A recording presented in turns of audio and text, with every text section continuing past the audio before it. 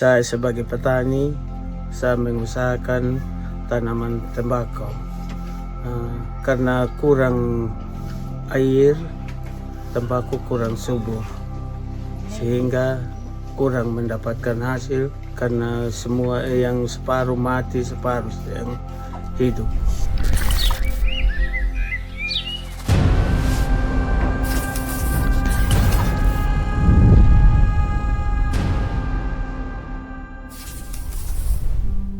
Air adalah salah satu unsur alam yang paling dibutuhkan semua makhluk hidup selain udara dan matahari.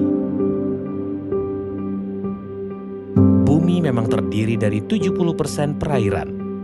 Tapi coba bayangkan seandainya setiap hari lautan tiba-tiba mengering. Semua mata air berhenti dan air tiba-tiba sulit ditemukan dimanapun. Bisakah kita bertahan hidup? Atau bagaimana kalau Anda tiba-tiba berada di tengah padang gurun atau tanah kering yang membentang luas? Bagaimana kalau tiba-tiba Anda kehausan dan tidak tahu mau cari air kemana, sementara semuanya kering dan panas? Apakah Anda tahu, hampir setiap hari kondisi seperti ini dialami masyarakat pedalaman NTT, terutama di musim kemarau. Mereka kesulitan mencari air bersih untuk digunakan sehari-hari, mulai dari minum, masak, mandi, dan sebagainya. Tidak heran bila kita sering menemukan masyarakat pedalaman NTT yang memiliki kulit kering, kusam, bahkan begitu banyak anak-anak yang kulit mereka sampai mengelupas dan terluka akibat tubuh kekurangan cairan. Mereka jarang minum karena air yang mereka dapatkan dari sungai yang cukup jauh pun tidak bisa dibawa banyak.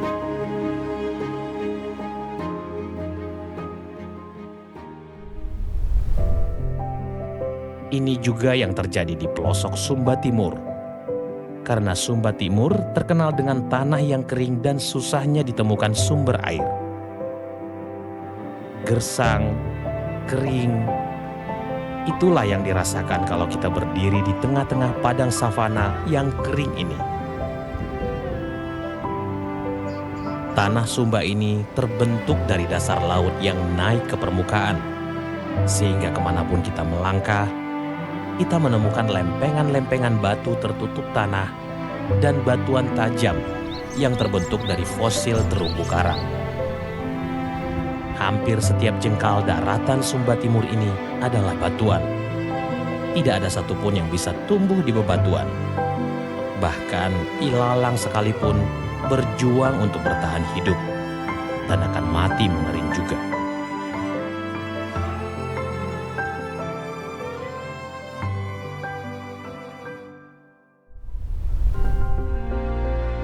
Kampung Haming, kampung yang terletak di pedalaman Sumba Timur. Kampung ini juga mengalami hal yang sama. Masyarakat di tempat ini selalu kesulitan mendapat air bersih, terutama di musim kemarau yang panjang. Mereka harus berjalan kaki naik turun bukit untuk mengambil air. Itu pun tidak banyak air yang bisa diambil.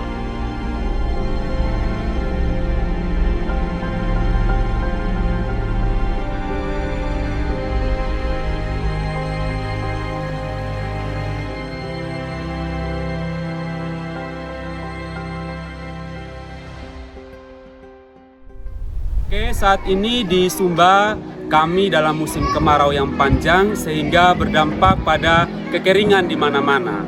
Berbagai dampak kekeringan, salah satunya di tempat ini adalah susahnya air. Jadi kami untuk mengambil air minum, untuk cuci pakaian kami harus pergi ke mata air dengan jarak sekiloan menuruni lembah dan pulangnya kami akan mendaki menaiki perkampungan. Kemudian yang berikut, di sini saya banyak menemukan anak-anak ketika pagi hari mereka tidak mandi, sehingga kulit kaki mereka kering, muka mereka kering, rambut mereka kering. Itu karena kekeringan, panas, dan di sini anginnya sangat kencang sehingga setiap hari kami menghirup debu ketika di dalam kelas, bahkan meja-meja, kursi semuanya dalam sekejap bisa berdebu karena angin kencang, panas matahari, dan debu di mana-mana.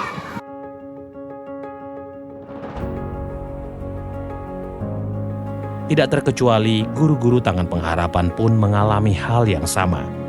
Harus berjuang untuk mendapatkan air bersih. Setiap hari harus berjalan kaki naik turun bukit untuk mendapatkan air. Nah, sobat pedalaman baik hati, nah coba lihat kondisi ini. Sekarang kita sudah ada di sumber mata air, tapi ya kondisinya begini, kita masih debit airnya masih sedikit dan kita masih kesusahan, cukup susah juga untuk akses air bersih, dan satu-satunya tempat ya cuma di sini. Nah, bisa sobat baik hati lihat sendiri, misalnya di samping kanan itu air ada tapi tidak bisa dipakai untuk minum. Di sini airnya, coba kalau sobat baik hati lihat, ada yang unik dari sini. Airnya ini ditampung di semacam batu ini yang digali, kemudian nanti airnya mengalir dari sana, ditampung di sini, baru kita pakai untuk mencuci. Nah, tapi ya kondisi airnya seperti ini. Mau kotor tidak kotor, bersih tidak bersih, tapi ya airnya berkerut, dan ya yang tadi seperti sudah saya bilang, cuman air ini dipakai untuk mencuci dan bersih-bersih saja. Dan coba sobat baik hati lihat di samping. Nah, ini kondisi yang kurang enak dan ya sudah tercemar airnya, jadi tidak bisa kita pakai untuk minum. Sejak kapan di kampung sini mengalami kesulitan air, Mama? Dari dulu di Balatungga kesulitan air. Oh, jadi dari dulu memang tidak ada air? Tidak ada air sama sekali. Jadi kalau kita mau timba air, kita harus kemana? Pakai jerigen junjung Di mata air di bawah. Oke Bapak mau tanya sedikit. Di kampung Walatungga kalau musim kemarau usahanya apa Bapak? Mata pencahariannya kami kalau musim kemarau ini tenun ikat. Itu saja yang untuk kami perhatikan anak kami yang sekolah. Dan untuk menyambung hidup kami sebagai orang tua. Kekeringan dan sulitnya air di daerah-daerah pelosok Sumba mengakibatkan banyak kebutuhan pokok tidak bisa dipenuhi. Gagal panen dan tanaman yang sulit menghasilkan panen yang baik sering terjadi. Otomatis kebutuhan makanan pokok dan penghasilan masyarakat dari sektor tani juga sangat minim. Saya sebagai petani, saya mengusahakan tanaman tembakau. Karena kurang air, tembakau kurang subur, sehingga kurang mendapatkan hasil. Karena semua yang separuh mati, separuh yang hidup. Itu aja Pak. Oke, jadi harapan Mama untuk kedepannya bagaimana tentang kekeringan di sini? Ya kita tunggu dari pemerintah.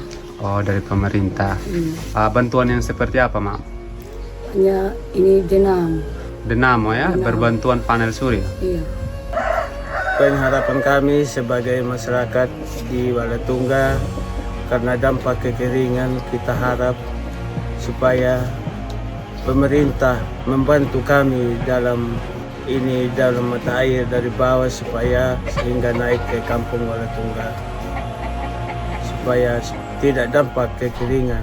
Harapan saya sebagai guru Yayasan Tangan Pengharapan di sini, masyarakat boleh menyadari bahwa pentingnya mereka menanam pohon jangka panjang ketika musim hujan. Kemudian yang kedua adalah perlu perhatian pemerintah terhadap masyarakat di tempat ini untuk bagaimana caranya atau solusinya mengangkut air dari mata air untuk naik ke perkampungan. Sejauh saya berkomunikasi dengan masyarakat, saya mendengar dari masyarakat bahwa mereka saat ini membutuhkan dinamo panel surya, yang dimana dinamo itu bisa digunakan untuk mengangkut air dari mata air ke perkampungan. Jadi seperti itu Sobat Baik Hati, salam dari FLC Haming Sumba Timur. Terima kasih. Seperti itu juga kerinduan masyarakat di pedalaman Indonesia untuk keluar dari kemiskinan yang mereka alami. Tanah kering bisa diolah. Alam di sekeliling mereka bisa dijadikan lahan yang produktif. Kendalanya adalah pendidikan. tidak ada generasi yang cukup handal dalam mengelola sumber daya alam yang ada di sekitar mereka. Melalui program Feeding and Learning Center Tangan Pengharapan, dengan mengirimkan guru-guru pedalaman ke seluruh pelosok Indonesia, bisa memutuskan mata rantai kemiskinan dengan mempersiapkan anak-anak generasi penerus dengan pendidikan yang maksimal dan kelak menjadi pemimpin bagi daerah mereka masing-masing.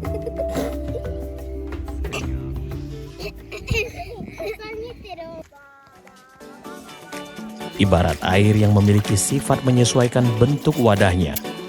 Beradaptasi seperti itu jugalah guru-guru Tangan Pengharapan yang bisa beradaptasi dengan lingkungan tempat mereka bertugas untuk menjadi air sejuk yang bisa memberikan sedikit kelegaan bagi hausnya masyarakat pelosok akan pendidikan anak-anak mereka. Helping people live a better life.